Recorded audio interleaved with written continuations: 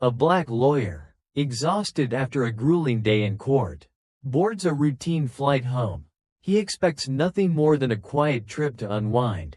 But within minutes, an unexpected confrontation unfolds. A flight attendant dismisses his simple request for a seat change, something others were granted without issue. Her tone sharpens, her demeanor cold, and the air in the cabin shifts. Passengers watch as the exchange escalates. What should have been a minor interaction begins to unravel, exposing something deeper beneath the surface, something Nathan King, the lawyer, recognizes all too well. But what happens next shocks everyone.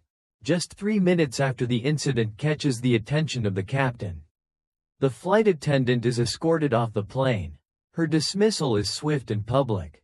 The ripple effect of this moment sparks conversations both online and off, forcing the airline to confront questions about discrimination and accountability at 30,000 feet. Stay with me, this is a story you need to hear. Before we dive in, let me know where you're tuning in from. And if this resonates, don't forget to like and subscribe for more stories that shed light on injustice and resilience in the most unexpected places. Nathan King stepped onto the plane with the kind of weary grace that only years of experience can carve into a man. He wasn't old, mid-40s, perhaps, but he carried himself like someone who had learned long ago how to anticipate the weight of unspoken things. The kind of weight that rests not on the shoulders but somewhere deeper. Somewhere the eyes can't see. He felt it now as he made his way down the narrow aisle of the aircraft, scanning the rows of passengers already seated, their gazes flicking up briefly before retreating into the safe glow of their screens. Nathan wasn't thinking about race when he boarded that flight. He wasn't thinking about history, or justice, or the long shadow that stretched from the past and found him again and again, in the most unexpected places. No, he was thinking about how good it would feel to take off his shoes under the seat in front of him and rest his head back for the 6-hour flight to Los Angeles. He had won a case earlier that day, a difficult one, and the kind of fatigue that comes after victory weighed on him. But the thing about fatigue, Nathan knew, is that it makes you less willing to overlook the small things. The subtle shifts in the atmosphere.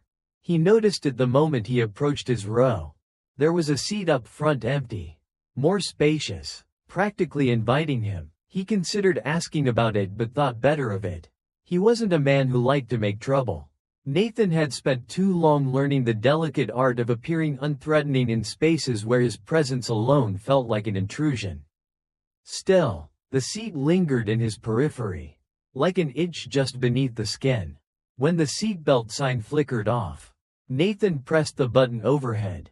A flight attendant approached. Her name tag read Charlotte. She was tall, stern, and the kind of polite that barely concealed a deeper hardness underneath.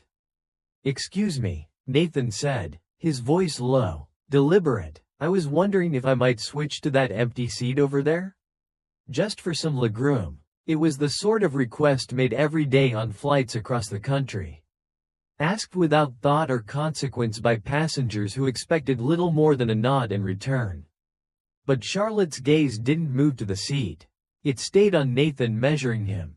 "We don't allow seat changes after takeoff," she said, quickly. Too quickly. Nathan nodded, feeling the first prickle of something he recognized but didn't want to name. "I checked with the gate agent before boarding," he said calmly, still polite, though something inside him tightened. "They said if the seat was open, it wouldn't be an issue." For a moment, Charlotte didn't respond. She just stared at him, as if deciding how much patience she was willing to lend him. "I know how things work around here," she replied curtly. "You can't just move seats because you feel like it." Nathan exhaled slowly through his nose. He'd been here before, though the setting changed. It was a tone he recognized from courtrooms where he wasn't the lawyer but the defendant, from stores where clerks watched him too closely, and from streets where the wrong glance could invite the wrong kind of attention. This, Nathan thought, was a thing he hadn't expected to find at 30,000 feet. He let it go, for now. But the thing about disrespect, Nathan knew, is that it has a way of growing. It festers, seeps into cracks you didn't know were there until suddenly you find yourself standing in the middle of something larger than a single seat request. By the time the plane reached cruising altitude, Nathan felt it like a storm gathering on the edge of the horizon. It wasn't just the way Charlotte spoke to him. It was how she didn't speak to others. The ease with which she smiled at the man 2 rows down when he asked for an extra drink. The lightness in her voice when she laughed at the older woman's joke across the aisle. Nathan saw it, and, more importantly, he felt it, but he didn't record anything. Not yet. You learn, over time, to wait. Still, something told him this wasn't over. Nathan settled back in his seat, resting his head against the window. Outside, the sky stretched wide and endless. But inside the cabin, space felt tighter than it should have. The flight wasn't halfway over. And Nathan King had the sinking feeling that before it landed, the sky would grow heavier still. Nathan sat still, his hands folded over the armrest as if the simple act of staying composed might anchor him. Outside the window, the world below dissolved into a blanket of clouds, soft and unknowing, but inside the cabin, the air felt heavier with every passing second. Charlotte moved down the aisle, gliding past Nathan as if he no longer existed. She was back to work filling drink orders, adjusting overhead bins, laughing lightly with the passengers who fit effortlessly into the world she understood.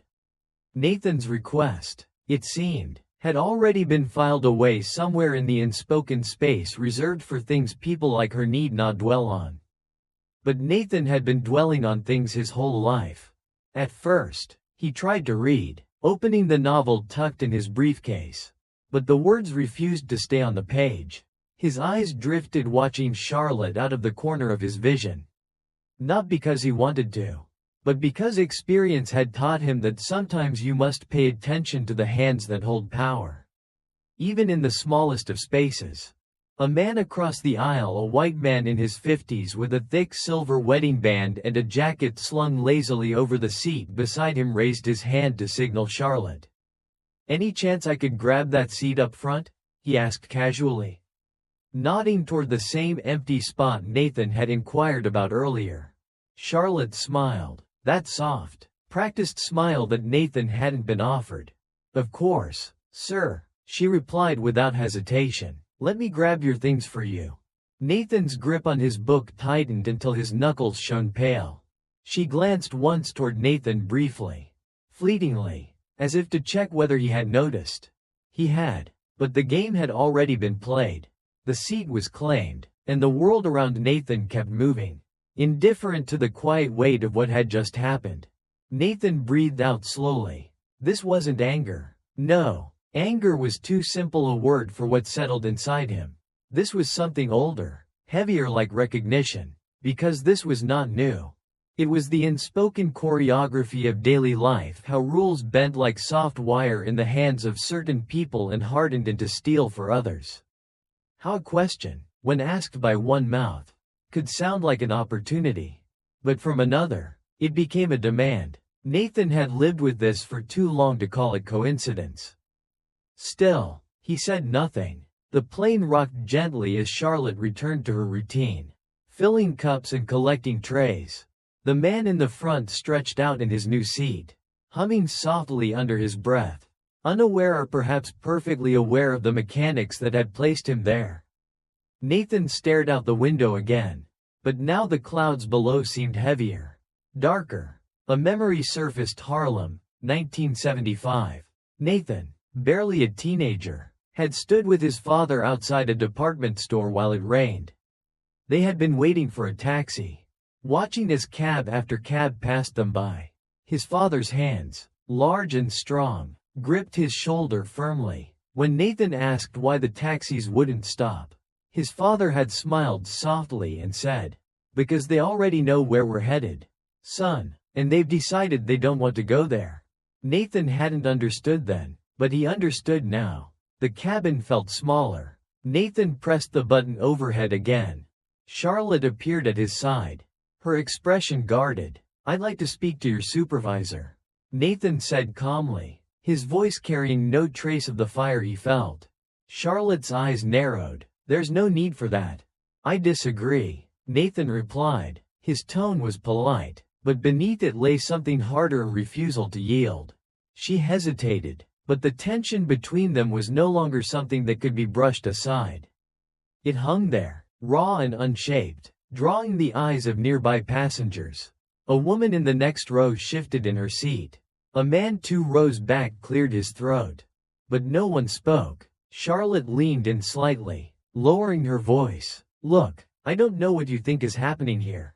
But I know exactly what's happening." Nathan interrupted. "And so do you." Her lips pressed into a thin line.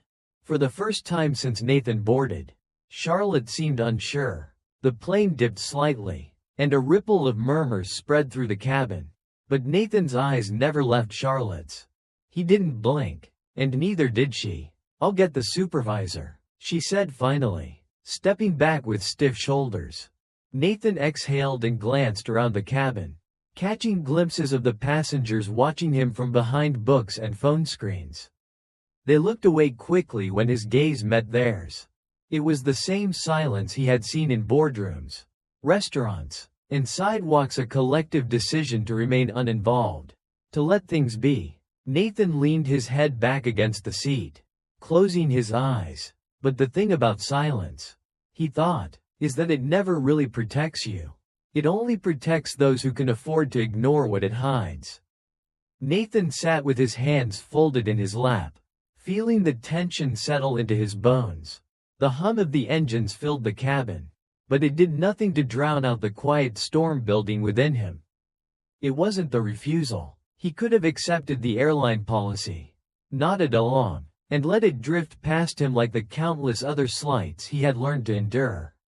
No, it was the ease with which she had done it, the casual denial, that spoke to something deeper. Something far older than either of them. Nathan's eyes flickered toward the front of the cabin, where the man now occupied the seat that had been, only minutes earlier, unavailable. The man stretched his legs, thumbed through his newspaper, and seemed blissfully unaware of the conflict unfolding just behind him.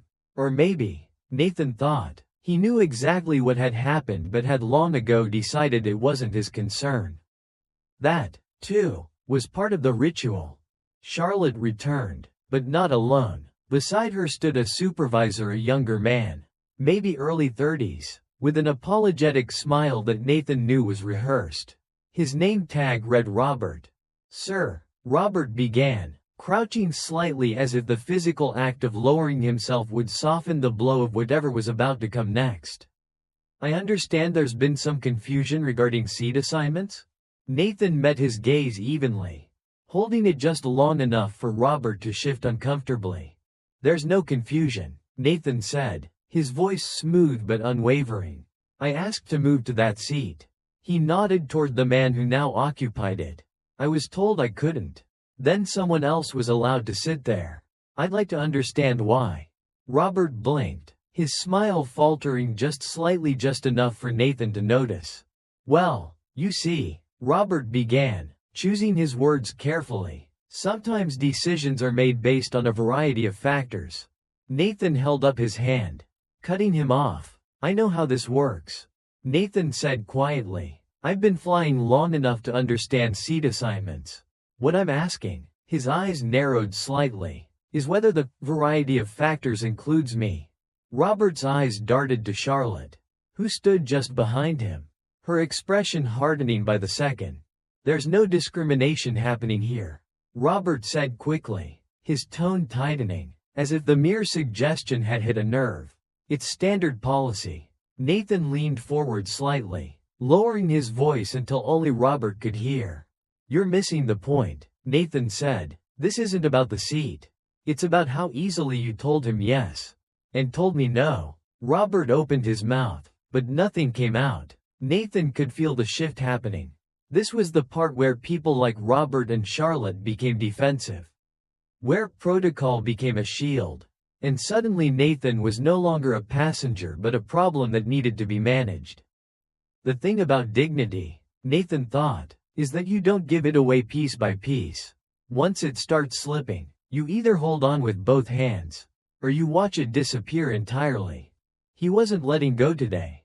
I'd like to formally file a complaint, Nathan said, loud enough this time for those nearby to hear. Charlotte stiffened, and Robert's polite facade began to crack.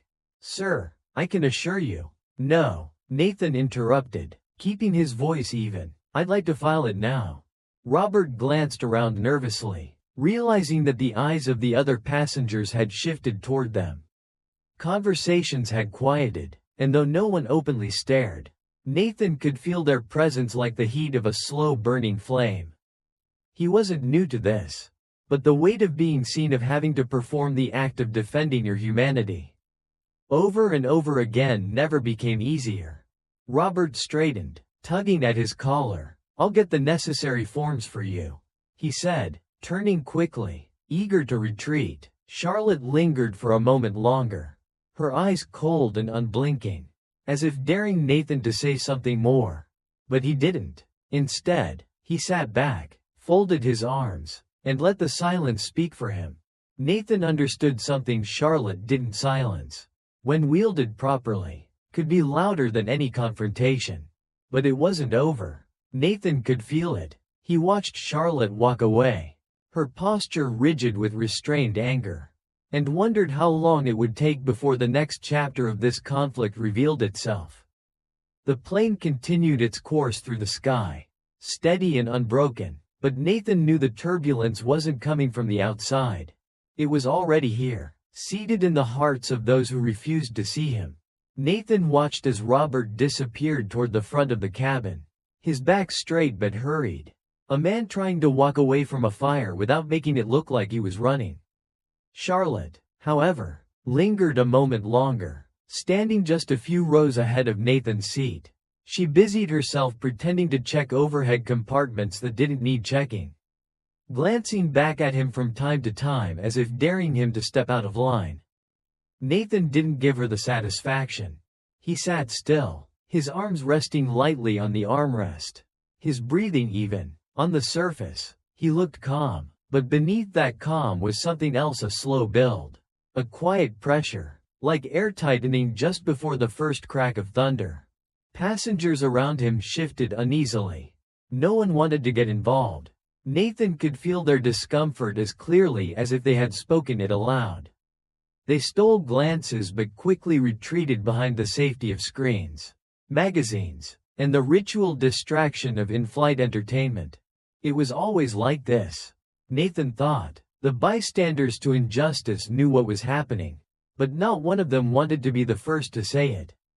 It wasn't their problem. He remembered something his father once told him: they'll watch you burn, son, and they won't feel the heat until the flames touch their own skin. Nathan glanced toward the front of the plane, his eyes narrowing slightly. This wasn't just about a seat. The seat was simply the excuse, the flimsy structure hiding the truth underneath. What Charlotte had denied him wasn't a chair, but the quiet dignity that came so easily to others. And what disturbed him wasn't just her refusal, it was the ease with which she had refused. Nathan glanced at his reflection in the window. He had worn a navy suit that day, tailored and crisp. His tie was simple, nothing flashy. His shoes, polished. There was nothing about him that suggested trouble. And yet, here he was. When Robert finally returned, he was carrying a clipboard, his face carefully composed. I've got the paperwork here, sir, Robert said, lowering his voice as he crouched by Nathan's seat, as if the proximity might somehow lessen the attention they were already drawing. Nathan took the clipboard without a word, glancing over the complaint form. A dull ache settled in his chest, the familiar ache that came with writing down, in cold, official language, what it meant to be dismissed. Passenger reports unfair treatment by staff. Nathan's pen hovered above the form. He considered crossing it out and writing what he really wanted to say. Passenger reports being reminded again of his place. He didn't write that. Instead, he kept his words measured, as he always had. This wasn't his first time navigating spaces that weren't built for him. He filled out the form in silence, Robert watching from the corner of his eye. When Nathan finally handed it back, Robert shifted uncomfortably. "Look, sir, I apologize if there's been any misunderstanding," Robert began, keeping his voice low. "Charlotte's been with the airline for a long time. I'm sure she didn't mean anything by it." Nathan held Robert's gaze for a long moment, the corners of his mouth tightening. "You ever notice," Nathan said softly, "how often people say they didn't mean anything by it, but somehow it keeps happening anyway?" Robert blinked. Nathan leaned in just slightly, lowering his voice further. "The thing is, Robert, I'm not interested in what she meant. I'm interested in what she did. And so are the other passengers sitting here watching all of this unfold." Robert's eyes flicked nervously around the cabin. A few passengers looked away as if they hadn't been listening. But Nathan knew better. Robert straightened. "I'll see that this gets sent to the right department," he said stiffly, taking the form and standing. Nathan offered him nothing more than a slight nod. As Robert walked away, Nathan felt Charlotte's gaze press against him from across the aisle. She wasn't hiding it anymore. Nathan turned toward her, meeting her eyes without flinching. The tension between them was sharp, humming beneath the surface like a wire stretched too tight. She said nothing, but Nathan could see it in her eyes, that quiet, burning resentment. It wasn't the seat. It wasn't even about the complaint form. It was the fact that he hadn't let it go. Nathan had seen this look before in courtrooms, in restaurants, in rooms where his presence alone had been enough to unsettle. It was the look of someone who felt like something had been taken from them, though they couldn't quite name what. And it was the look of someone who wasn't finished yet. Nathan settled into his seat, but he didn't relax. He knew better. Charlotte was the kind of person who carried slights like stones, holding onto them until they grew too heavy. And sooner or later, they always threw them. The question wasn't if, it was when. Nathan glanced down at his watch. There were still 4 hours left on the flight. A lot could happen in 4 hours. Nathan could feel the shift long before it arrived. The plane cruised smoothly above the clouds, but the stillness in the cabin felt like the brief, unnatural calm that often precedes a storm. The passengers around him had returned to their quiet distractions, headphones pressed to ears, books open but unread. And yet, Nathan knew they were listening. That was the thing about moments like this. They demanded attention, even when everyone pretended otherwise. Charlotte hadn't returned to his side, but Nathan could feel her presence like a weight pressing down on the back of his neck. She moved briskly up and down the aisle, her steps louder than necessary, her posture tight and deliberate, the kind of exaggerated poise that revealed something simmering beneath the surface. Nathan wasn't the only one who noticed. An older woman across the aisle glanced at him briefly, her eyes soft with something that resembled sympathy. But she said nothing. Her gaze quickly retreated, back to the pages of her magazine. Nathan had grown up in a world filled with those gazes. He could remember sitting in the backseat of his father's car, watching his father get pulled over for no reason at all. He remembered the white officer leaning casually against the car door, grinning as he spoke to his father like he was doing him a favor by letting him continue down the road. Even as a boy, Nathan had felt it the way dignity could be denied, stripped away layer by layer, until all that remained was a silence you carried like an unwelcome guest. Now, sitting tens of thousands of feet above the earth, he felt that same silence returning. But silence wasn't a shield. It was a weight, and if you carried it long enough, it bent your back. Nathan sat up straighter. As Charlotte passed by again, her eyes brushed over him but didn't land. She walked as if he wasn't there at all. But she wasn't avoiding him. No, this was something else. Nathan knew better than to mistake absence for retreat. Charlotte's silence felt purposeful, like she was holding her breath, waiting for the right moment to exhale in a way that would remind Nathan exactly who held power here. Nathan pressed the call button again.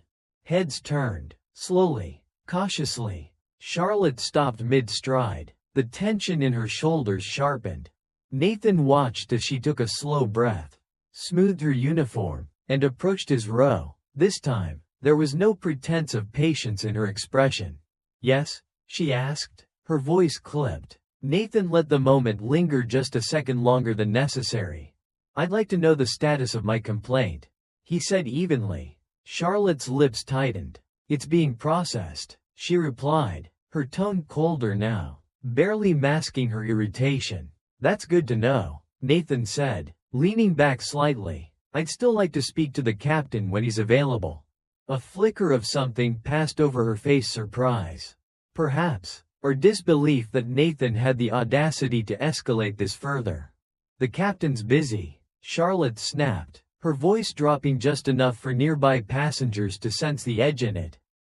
Nathan nodded. "I understand. I'll wait." Her eyes narrowed. "You're making this into something it doesn't need to be," she said softly, but there was no kindness in it.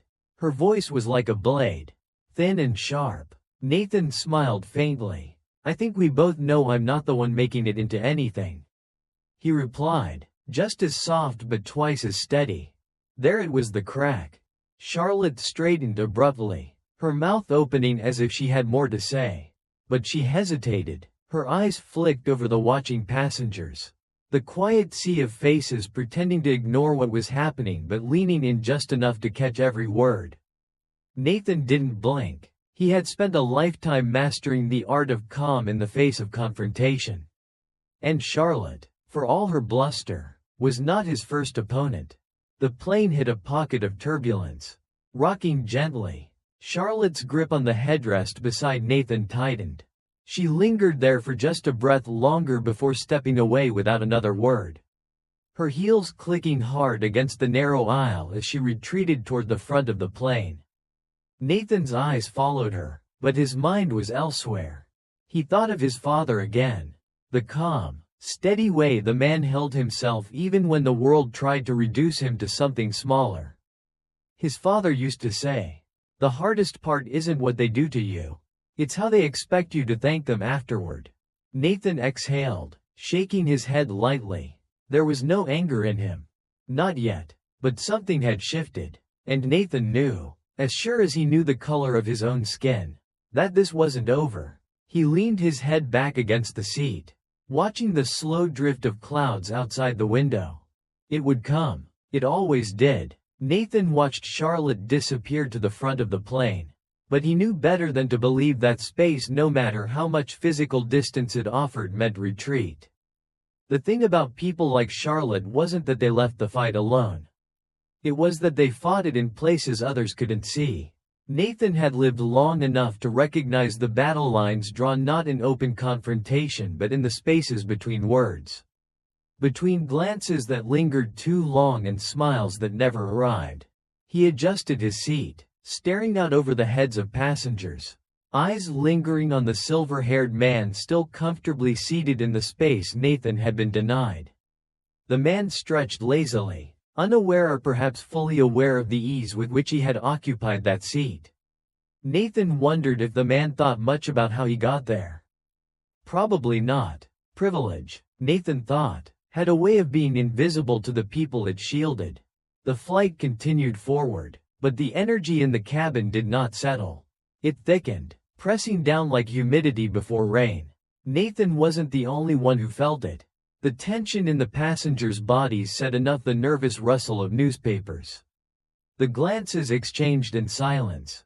Nathan could feel the air tightening. And he knew that sooner or later, Charlotte would return. She didn't disappoint. Her footsteps arrived first, precise and sharp against the thin carpet. When she reappeared, her eyes no longer skimmed over him as before. This time, they landed squarely, firmly, as if she'd spent the past few minutes preparing for this exact moment. Nathan set his book aside before she could even open her mouth. "The captain's been informed," she said without preamble, her voice cool and brittle. "He'll speak with you when he has the time." Nathan nodded, slow and deliberate. He let the silence hang there between them, letting her discomfort settle before he spoke. "I appreciate that," he said evenly, his eyes never leaving hers. It was a small thing, those 3 words, but Charlotte's jaw tightened at the sound of them. Nathan knew why. There was something intolerable, in the eyes of people like her. About grace. About the refusal to break under the pressure they applied. It wasn't the protest that unnerved them. It was the lack of apology. Charlotte lingered there for a moment longer, as if waiting for Nathan to say something else, something that might justify whatever anger she was swallowing down. But Nathan said nothing more. He simply folded his hands neatly in his lap and looked back toward the window. Charlotte left, but the storm didn't leave with her. Nathan could hear it rumbling beneath the surface, just waiting for the moment it would break. 20 minutes passed. Nathan's eyes flicked to his watch, then to the slow shuffle of passengers stretching their legs. There was a false peace in the cabin, now a fragile one, like glass that could crack at the slightest pressure. He closed his eyes, breathing in the recycled air. But peace, Nathan knew, didn't last when you lived on the wrong side of expectation. It happened quietly at first, just a soft murmur coming from 2 rows behind him. A woman, her voice low, was speaking to her seatmate. "I mean," he was polite, "I don't see what the big deal is." Nathan didn't turn, but his ears sharpened. Another voice chimed in, this time a man. "She's just doing her job. He should have let it go." Nathan smiled faintly to himself. There it was. The 2 sides of the same conversation that had played out countless times before. He had been hearing versions of it since he was old enough to understand the rules. Those who witnessed injustice and questioned it, and those who witnessed the same injustice and explained it away. Neither would say anything aloud, of course, but their voices hung in the air, merging with the hum of the plane, and Nathan knew they were talking about him without ever speaking his name. Charlotte passed by again, her expression blank but her eyes glinting with something Nathan recognized: certainty. She thought she'd won. Nathan exhaled, tapping his fingers lightly against the armrest. He had spent years in courtrooms where men wore that same look: judges, opposing attorneys, witnesses. It was the face of someone convinced the rules of the world bent in their favor. And perhaps they did. But Nathan also knew something Charlotte did not. The world had a way of turning, and no one stayed on top forever. The shift came without warning. Charlotte returned, this time flanked by Robert, the supervisor Nathan had met earlier. Robert's face was tight, his usual mask of politeness slipping just enough to reveal the unease beneath it. Nathan lowered his book again, watching the 2 of them with mild curiosity. "Sir," Robert began, his tone a little too formal, "the captain is requesting to speak with you at the front of the plane." A few heads turned. Nathan took his time standing, gathering his belongings with careful, deliberate slowness. He felt the eyes on him as he stepped into the aisle, following Robert toward the cockpit. Charlotte watched him go, but Nathan did not return her gaze. Not yet. As Nathan moved through the narrow path between seats, he could feel it, the awareness rippling outward like a pebble dropped into still water. Passengers sat up a little straighter. Eyes followed him. The cabin was no longer quiet. And for the first time since boarding, Nathan felt something else emerge in the silence. Power. The narrow aisle stretched longer than it should have. Nathan walked steadily, not hurried, but with the weight of knowing that this path, from his seat to the front of the plane, was a performance he hadn't auditioned for but was now forced to give. Passengers shifted as he passed, some subtly, others with the exaggerated ease of people desperate to show they weren't paying attention when, in truth, they couldn't look away. Nathan had known this kind of attention all his life. It had followed him in department stores, on quiet suburban streets at night, and in meetings where he was the only black face in the room. It wasn't curiosity he felt behind him. It was judgment, resting lightly but unmistakably on his shoulders. Robert walked just ahead, shoulders stiff, the tension of a man who had been asked to do something he didn't quite agree with but lacked the courage to refuse. Nathan could almost feel the struggle emanating off him, one foot planted in procedure, the other dangling over the thin ice of personal discomfort. When they reached the front, Robert opened a small curtain separating first class from the rest of the plane. The soft hush of luxury on the other side stood in stark contrast to the cramped rows Nathan had left behind. It was quieter here. The captain waited just outside the cockpit, arms crossed, a middle-aged white man, his uniform pressed with the precision of someone used to control. There was something tired in his eyes. But Nathan had no illusions. Behind that tiredness lay something firm, unyielding. "Mr. Kane," the captain said, extending his hand as if the formality could ease the sharpness of what was to follow. Nathan took it, his grip calm but firm. "I understand there's been a situation," the captain continued, glancing briefly at Robert before returning his gaze to Nathan. His voice was polite, but Nathan caught the undercurrent beneath it, the quiet assumption that whatever had happened was a misunderstanding. Or worse, an inconvenience. "I wouldn't call it a situation," Nathan replied, "but I appreciate you taking the time." The captain's eyes narrowed slightly. Nathan saw the flicker of frustration, small but telling. People like the captain expected compliance, not confrontation wrapped in civility. Nathan let the silence stretch, waiting. Finally, the captain spoke. "I was informed there was some disagreement about seating," he said carefully. "Our crew was under the impression that policy was being questioned. I'd like to understand if there's an issue we can resolve." Nathan folded his hands in front of him, measuring his words. "There was no misunderstanding about policy," Nathan said. "I requested to move to an open seat, one that was available until someone else was allowed to take it. I'm simply trying to understand why the rules shifted depending on who was asking." The captain's face hardened, though he masked it quickly. "I'm sure that's not what happened," he replied, but there was less conviction in his voice now. Nathan took a step closer, lowering his voice just enough to ensure only the captain and Robert heard him. "Captain, I've spent years in courtrooms. I know what it sounds like when someone's trying to convince me that what I experienced didn't happen," Nathan said quietly, his tone like steel beneath velvet. "I don't need an explanation for why it happened. I need accountability for the fact that it did." Robert shifted nervously beside them, his eyes darting to the cabin as if afraid someone might overhear.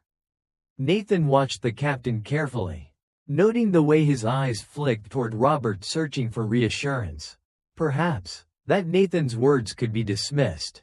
But Robert said nothing. The silence hung heavier now. Nathan broke it. "This isn't just about a seat," he said, his voice calm but unrelenting. "It's about how often people like me are asked to shrink so that others can stretch. And I won't shrink today." The captain's posture stiffened. Nathan could see the conflict unraveling behind his eyes, the balancing act between de-escalation and the instinct to protect his crew.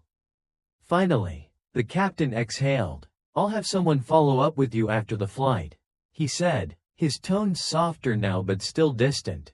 "For now, I'd ask that you return to your seat. We'll ensure the matter is addressed." Nathan nodded but made no move to leave just yet. "Thank you," Nathan said, his eyes lingering just a moment longer on the captain's face. "I trust that accountability won't be forgotten at 30,000 feet." The captain gave a slight nod. But Nathan knew this conversation wasn't over. Not really. He stepped back through the curtain, feeling the weight of the cabin shift again as he returned. Passengers watched as he passed, their eyes asking silent questions. But Nathan offered no answers. Charlotte stood near the galley, her eyes locked on his as he approached. Nathan met her gaze head-on. And for the first time since the flight began, Charlotte looked away first. Nathan returned to his seat with the quiet dignity of a man who had long learned the delicate art of holding his ground in hostile spaces. The plane droned on, but the cabin was no longer at ease. The murmurs that had started in whispers now swirled beneath the surface, just loud enough to suggest that whatever had unfolded at the front of the plane was not forgotten. He sat down carefully, his movements slow and deliberate. The silver-haired man in the seat Nathan had requested never looked up from his newspaper. If he felt any discomfort, he didn't show it. That was the thing about entitlement, it was rarely burdened by self-awareness. Nathan let out a slow breath, folding his hands in his lap. But the silence felt different now. He could feel Charlotte's eyes, sharp and restless, following him like a shadow. She was not finished, and Nathan knew it. It wasn't long before she returned, gliding down the aisle with the same practiced air of control. But this time there was something else, something colder beneath the surface. She stopped just beside his row, leaning down slightly, enough to ensure the exchange was intimate but loud enough for nearby passengers to catch pieces of it. "Is there anything else I can help you with, Mr. King?" she asked, her voice syrupy but brittle. Nathan met her gaze. "I think I'm fine for now," he replied, the corners of his mouth barely lifting into something that wasn't quite a smile. Charlotte lingered. Her presence did not move. "You know," she continued, her tone dropping lower, "sometimes it's better to let things go. You don't want to make this more difficult than it needs to be." Nathan's eyes narrowed, but his face remained calm. There it was. It always came to this, the veiled threat wrapped in concern. The suggestion that Nathan's peace was contingent on his ability to stay quiet. Nathan didn't flinch. "I wasn't aware that asking for respect was considered difficult," he replied evenly. Charlotte straightened, her eyes narrowing just enough for Nathan to see that his refusal to yield had struck a nerve. "I'm just trying to do my job," she said curtly, her voice tight enough to strain the seams of her performance. Nathan leaned back slightly in his seat. "I understand," he said softly, and the weight of his words made Charlotte pause. "But you should know so am I." Her head tilted slightly, her mouth pressing into a thin line as if she were holding something back. There was a flicker of uncertainty in her eyes now. But pride was a stubborn thing. Charlotte lingered just a moment longer. Long enough for Nathan to see the choice unfolding behind her eyes, the temptation to escalate. To press harder. But something held her back. She stepped away without another word, retreating toward the galley at the rear of the plane. Nathan felt the tension in the air thicken. But this time, it wasn't just his burden to carry. A soft voice cut through the silence beside him. "I saw the whole thing." Nathan turned slightly, meeting the eyes of the older woman seated across the aisle. Her hair was silver, pulled back in a tight bun, and her eyes held the weight of someone who had lived long enough to recognize injustice when it unfolded in front of her. Nathan nodded once, grateful for her words but aware of the limitations of bearing witness. Charlotte wasn't done. Nathan had felt it in the way she walked away, the stiffness in her shoulders, the unresolved heat still burning beneath her skin. The plane began to dip slightly as the pilot announced their descent. But Nathan's mind stayed sharp, his senses alert. Moments like this didn't end with landing gear. They followed you through terminals, onto connecting flights, into waiting rooms. It wasn't long before Charlotte returned, this time with Robert trailing closely behind. Nathan set his book down.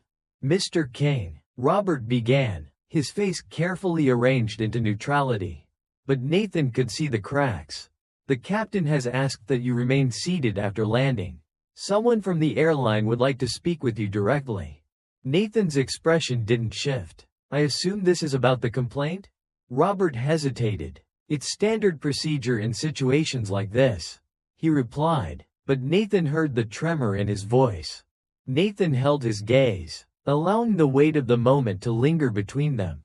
"I'll wait," Nathan said simply. Charlotte stood off to the side, arms folded, eyes cold. Nathan didn't look at her. He didn't have to. Some battles weren't fought in words, they were fought in the quiet refusal to bend. As the plane made its final descent, Nathan stared out the window. The city lights stretched beneath them. But Nathan's thoughts remained above the clouds. Somewhere in the shadows of that plane, Nathan knew, there were those who would remember this moment long after their feet touched the ground. For some, it was just a minor inconvenience.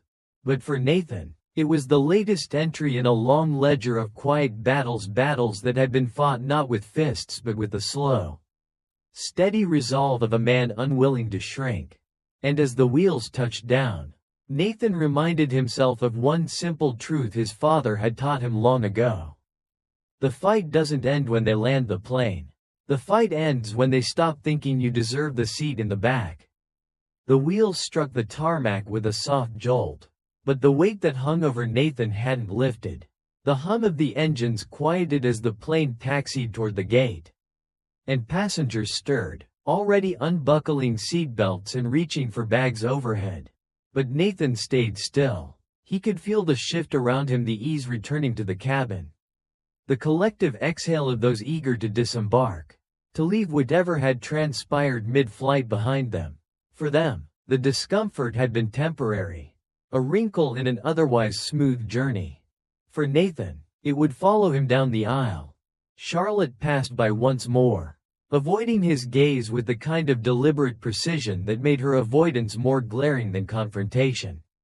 Nathan knew that look. It was the one people wore when they wanted you to disappear without having to acknowledge you were ever there. The irony wasn't lost on him.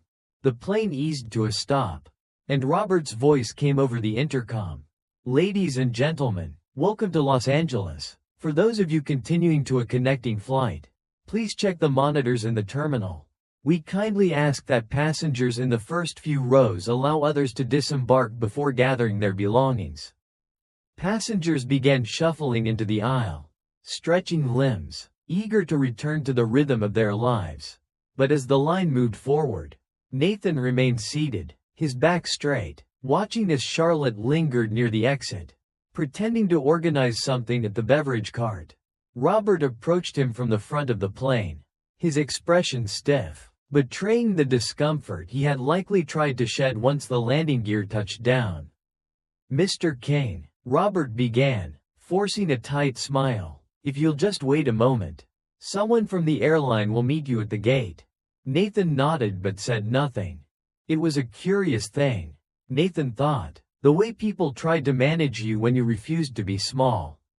They wrapped protocol around you like a net, pulling it tighter with every polite phrase. Every half-smile meant to reassure themselves more than you. But Nathan didn't move. The plane emptied, row by row, until finally, the last passenger stepped out, and the cabin grew silent, save for the soft hiss of the air vents overhead.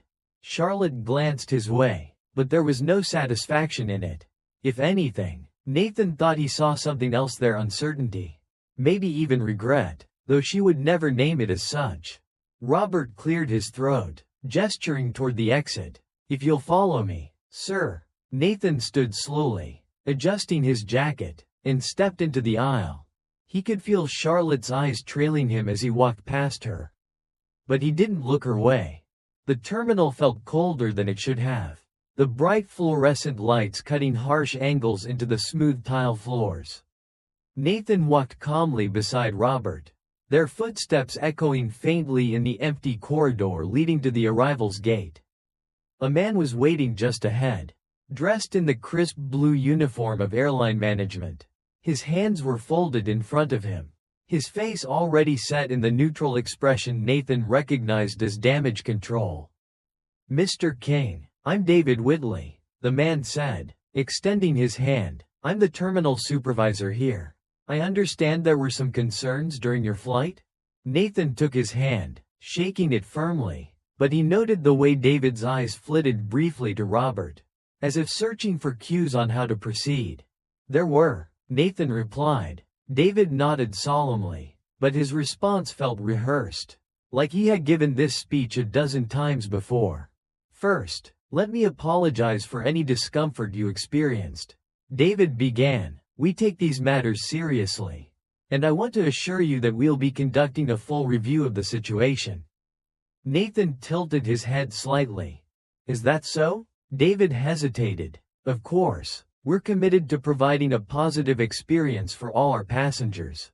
Nathan's eyes didn't leave David's face. "You understand," Nathan said softly, "that this isn't about the experience." David blinked, caught off guard. "This isn't about how smooth the flight was, or how warm the coffee tasted." Nathan continued, "It's about what happens when someone like me asks for the same things others are handed without question.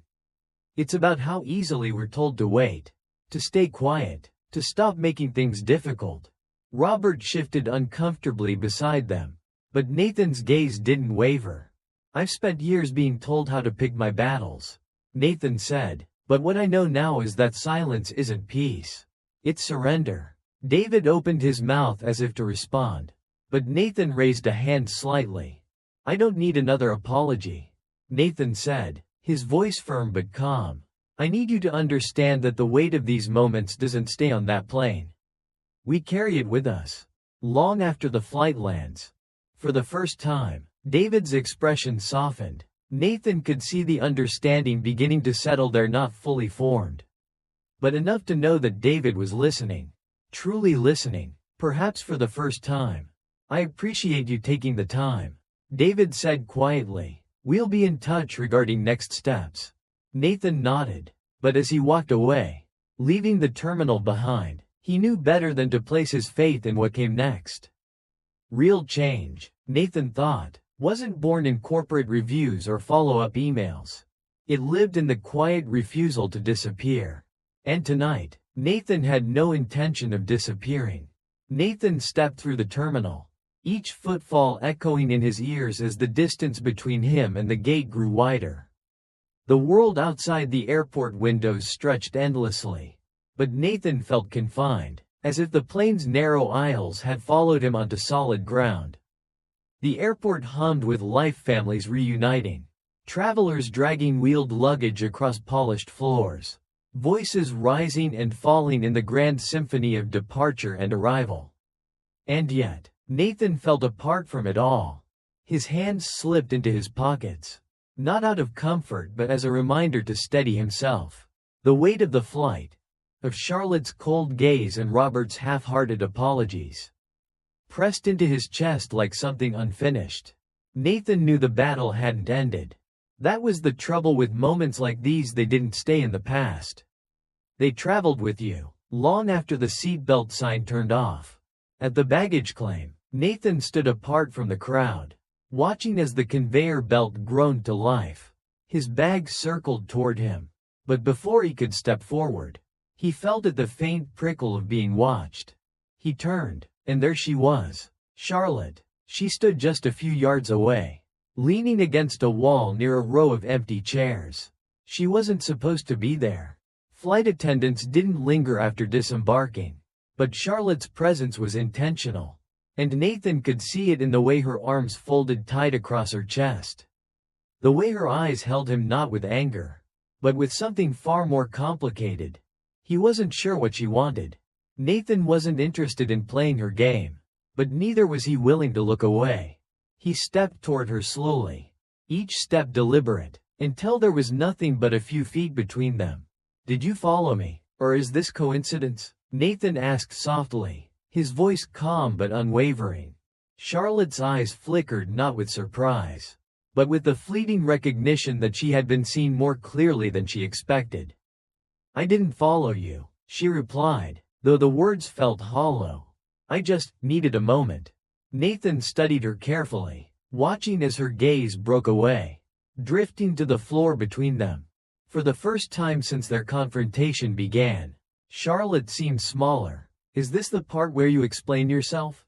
Nathan asked, his tone edged but not unkind. Charlotte hesitated, shifting her weight from one foot to the other. I wasn't trying to cause trouble, she said finally. I was just doing my job. Nathan's jaw tightened slightly, though he kept his expression measured. That's the line everyone uses, he replied, when the weight of what's done starts to feel too heavy. They call it just doing the job. Charlotte's eyes snapped up to meet his, and for a moment, Nathan saw something raw flash behind them, anger, perhaps, or shame wrapped in defiance. I didn't treat you any differently than anyone else, she said, though even as the words left her lips, they trembled under their own weight. Nathan exhaled through his nose, nodding slowly. Let's not pretend that's true, he said softly, his voice like the edge of a blade. You and I both know this wasn't just about a seat. Charlotte's lips parted slightly, but no words came. Nathan leaned in, lowering his voice so that only she could hear. People like me spend years learning how to recognize the moment we've been dismissed. Nathan said, his tone gentle but unrelenting. It's in the way your eyes skim past us. The way your tone shifts just enough to remind us that we are tolerated, not welcomed. Charlotte's breath caught, and for a fleeting second, Nathan saw it, that crack in the armor she wore so tightly. You don't have to like me, Nathan continued, his eyes steady. But the thing about respect is that it isn't optional. And it isn't something I'm willing to ask for twice. Charlotte's gaze dropped again, and Nathan wondered if she would speak, if she would reach for the apology that lingered somewhere deep beneath the surface but hadn't yet found its way to her mouth. But she didn't. Instead, Charlotte straightened, drawing her shoulders back with the quiet stiffness of someone who had yet to learn how to carry the weight of accountability. I'll remember this, she said, though Nathan wasn't sure if it was a promise or warning. I hope you do, Nathan replied, stepping back. As he turned toward the baggage carousel, Nathan felt the tension release from his chest, not entirely, but enough to remind him that he had stood his ground. The thing about moments like these, Nathan thought, was that they didn't always end with fireworks or grand resolutions. Sometimes, the victory was quiet or measured in the simple refusal to disappear. Nathan collected his bag and walked toward the exit, leaving Charlotte behind. The night outside was cool, and as he stepped into the city lights of Los Angeles, he reminded himself of something his father used to say. Some roads are long, son, but the only way forward is to keep walking. Nathan smiled faintly to himself. And so, he kept walking. Nathan stepped out into the night air. The soft hiss of automatic doors closing behind him. The city lay sprawled beyond the terminal, glittering beneath the dark sky like some distant constellation. Los Angeles moved differently at night. There was a pulse to it, but one that throbbed under layers of stillness, like a heart beating in the quiet of a sleeping body. Nathan rolled his suitcase toward the curb, feeling the residual tension in his shoulders. The confrontation on the plane still clung to him, not in the way of sharp edges but more like the dull ache of an old injury. It wasn't the kind of hurt that faded quickly. And he knew, deep down, that Charlotte would carry it too, though she might not understand the full weight of it until much later, if ever. He waited under the glow of a street lamp, his hands resting lightly on the suitcase handle. Taxis glided past, their headlights cutting shadows across the pavement. Nathan had called for a car, but it hadn't arrived yet. He didn't mind waiting. The night had a strange comfort to it, the kind of silence that allowed space for thought. Nathan wasn't in a hurry to leave it behind. But as he stood there, he became aware of something else. A presence. It wasn't the kind of thing that could be explained. It was the slight shift in the air, the prickle at the base of his neck. He glanced over his shoulder. There, standing just inside the terminal, was Charlotte. She hadn't left. Nathan's eyes narrowed slightly as he watched her, half obscured by the reflection of glass doors. She wasn't staring at him directly, but her posture betrayed her. Arms folded tightly across her chest. Weight shifted slightly to one side, the stance of someone who hadn't yet let go of the need to justify themselves.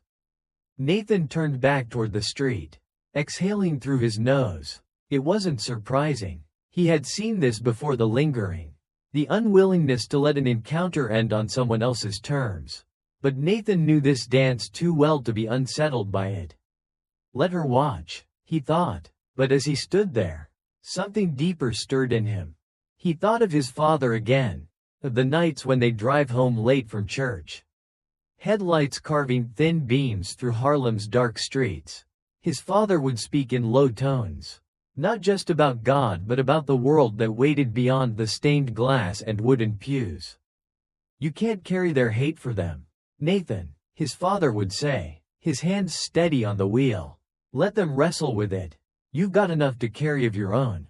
Nathan let out a soft chuckle, shaking his head to himself. Even now, decades later, those words still anchored him. The soft vibration of his phone pulled him from his thoughts.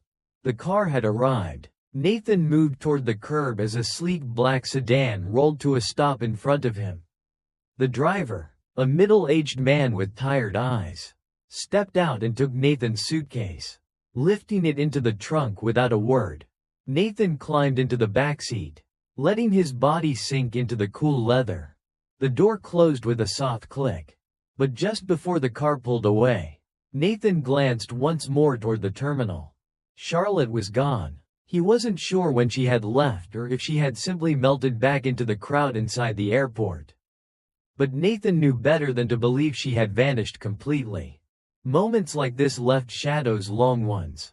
They trailed behind you, slipping into places where memory settled. And Charlotte would carry this moment with her, though Nathan doubted she would speak of it. Some wounds left no visible scar but burned all the same. As the car eased into traffic, Nathan watched the city lights blur past the window. The weight in his chest had not disappeared, but it had shifted. The road stretched ahead long, unbroken. Nathan let his eyes drift to the passing streets, comforted by the quiet hum of the city. The night wasn't over, but Nathan wasn't afraid of shadows. He had walked beside them his entire life. The car wove through the quiet streets of Los Angeles, each turn smoothing the jagged edges of Nathan's thoughts. City lights flickered and pulsed in the distance, indifferent to the weight he carried.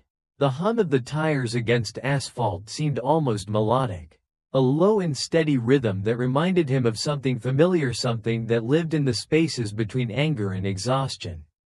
Nathan kept his gaze fixed outside the window, but his mind refused to settle. The flight was behind him, but the confrontation lingered, stretched thin across his memory like smoke that hadn't yet cleared. Charlotte's absence at the end was louder than her presence.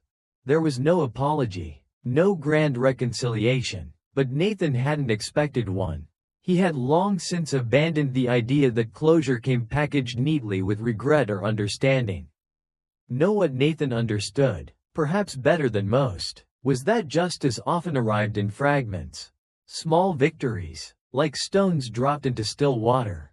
The ripples spread far beyond sight, even if the hand that tossed the stone never saw them touch the shore.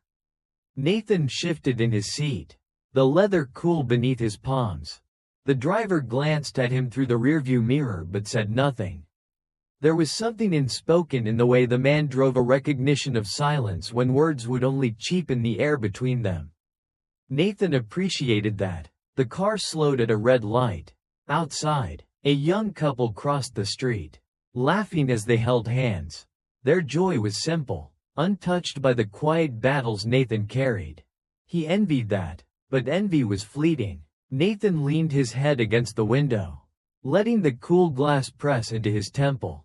He thought about the years ahead, about how many more flights would bring the same rehearsed dance, the small denials, the quiet humiliations that were meant to remind him, even now, of his place. It wasn't the blatant acts of hatred that wore a man down. It was the erosion, the steady drip of disrespect that smoothed you like stone beneath water, shaping you into something smaller with each passing day. Nathan inhaled deeply, letting the thought settle in his chest.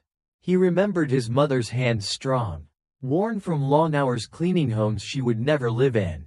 She used to say, "They can't take what you don't give." Nathan had given nothing away today. And yet, something felt heavier. The light turned green, and the car rolled forward.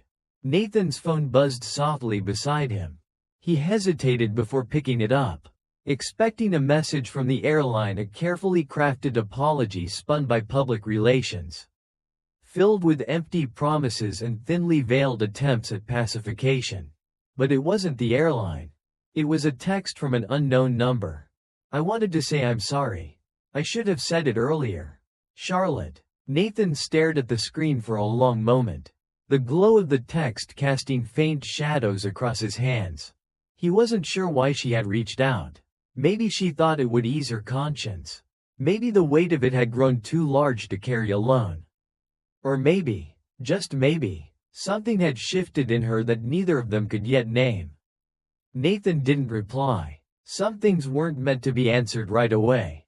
He let the phone rest on the seat beside him. the screen dimming into darkness. As the car climbed toward the hills, Nathan's eyes drifted once more to the city below.